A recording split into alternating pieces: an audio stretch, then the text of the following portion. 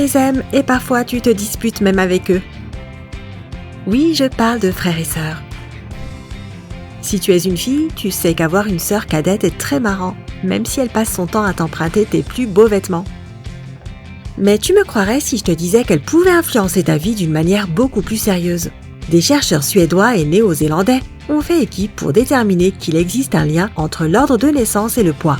Leurs résultats publiés en 2015 dans le Journal of Epidemiology and Community Health se sont révélés assez surprenants. Après avoir examiné les dossiers médicaux de 13 406 paires de sœurs suédoises nées entre 1991 et 2009, ils sont arrivés à la conclusion que les premiers-nés ont un indice de masse corporelle plus élevé et sont plus susceptibles d'être en surpoids ou obèses. Et oui, tu ferais mieux de ranger ce paquet de chips si tu as une sœur cadette. Selon l'étude, les filles qui naissent en premier pesaient en fait moins que leurs frères et sœurs à la naissance. Mais en grandissant, elles étaient 29% plus susceptibles d'être en surpoids et 40% plus enclines à être obèses par rapport à leurs sœurs plus jeunes à la naissance. Mais pourquoi l'ordre de naissance a-t-il tant à voir avec le poids ? Eh bien, les scientifiques ont trouvé plusieurs théories qui pourraient l'expliquer. La première est basée sur la biologie. L'endocrinologue pédiatrique Wayne Cutfield croit que pendant la première grossesse, les vaisseaux qui fournissent les nutriments au placenta pourraient être plus étroits. Une telle réduction de l'apport en nutriments pourrait faire en sorte que l'individu soit à risque de stocker plus de gras et d'avoir de l'insuline, qui fonctionne moins efficacement plus tard dans la vie. Tu te souviens quand ta mère ne te laissait pas jouer avant que tu ne termines ton assiette ? Eh bien, selon une autre théorie proposée par le docteur Maria Peña, les mères ont tendance à suralimenter leur premier-né parce qu'elles sont préoccupées par le poids de santé de leurs enfants. Mais pour les enfants qui naissent plus tard, les mères qui ont déjà une certaine expérience n'essayent plus de leur imposer de la nourriture. Cependant, les premiers-nés pourraient conserver cette habitude de manger davantage plus tard dans la vie. Tu te chamaillais souvent avec tes frères et sœurs pour savoir qui allait avoir le dernier bonbon, et le professeur Gary Sachs pense que cela peut aussi contribuer à ce que les frères et sœurs plus âgés aient de surpoids. Il suggère également que certains parents dépensent parfois plus d'argent pour leur premier-né. Eh bien, même si tu es le premier-né de ta famille, ne désespère pas. Une alimentation saine et des exercices physiques peuvent t'aider à rester en forme. Quoi qu'il en soit, avoir un frère ou une sœur peut affecter d'autres aspects de ta vie et tu n'as probablement aucune idée de ce que cela signifie. Une étude réalisée en 2013 par l'Ohio State University a révélé que la probabilité de divorce diminue de 2% avec chaque frère ou sœur. Les auteurs de l'étude estiment que grandir au sein d'une famille nombreuse donne l'occasion de développer des compétences importantes telles que la prise en compte du point de vue des autres, l'apprentissage de la résolution de problèmes et la négociation. Le fait d'avoir des frères et sœurs de sexe opposé te rend plus doué pour les rencarts. Une étude menée par des chercheurs de la Pennsylvania State University révèle que les personnes ayant un ou plusieurs frères et sœurs du sexe opposé se considèrent plus confidentes quand il s'agit de séduire et interagir en public. Les chercheurs ont constaté que le fait de grandir avec un frère ou une sœur de sexe opposé offre des occasions naturelles de pratiquer des choses comme la résolution de conflits et le contrôle émotionnel qui peuvent être des compétences très importantes pour développer des relations chez les adultes. C'est pourquoi les femmes qui ont des frères ont tendance à être moins hésitantes dans la communication avec les hommes. Et les hommes qui ont des sœurs sont plus à l'écoute et plus sensibles, ce qui les aide à obtenir de belles rencontres.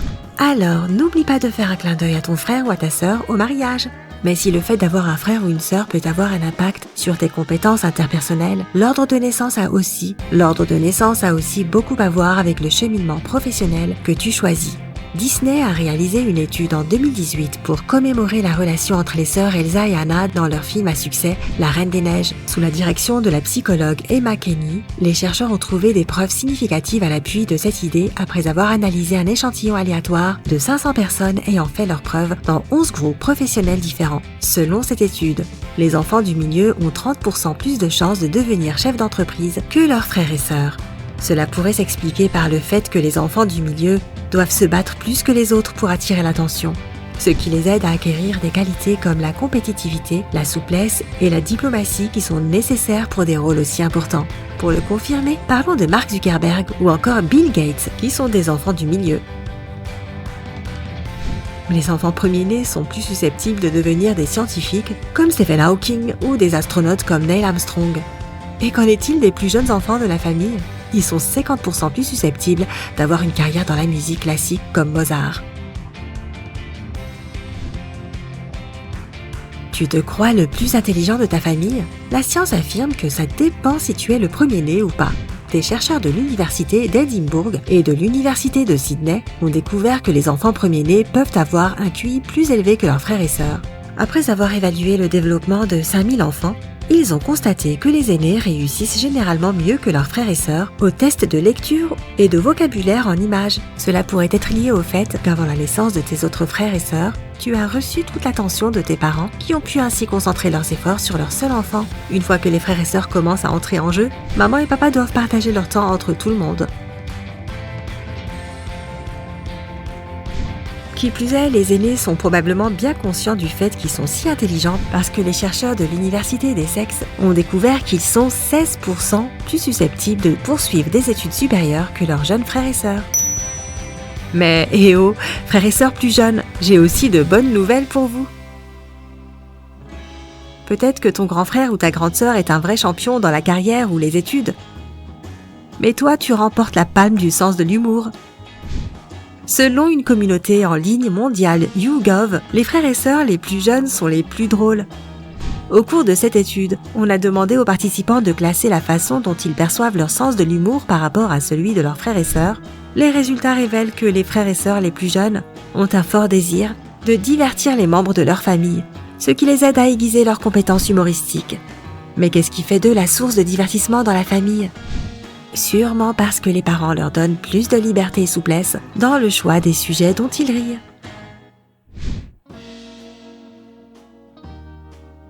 En parlant de parents, tu n'as jamais eu l'impression que tes parents préféraient ton frère ou ta sœur plutôt que toi?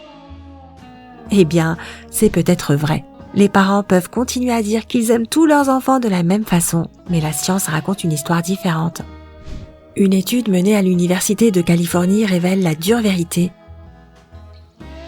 Sur les 768 parents interrogés, 70% des mères et 74% des pères ont admis qu'ils avaient un enfant préféré.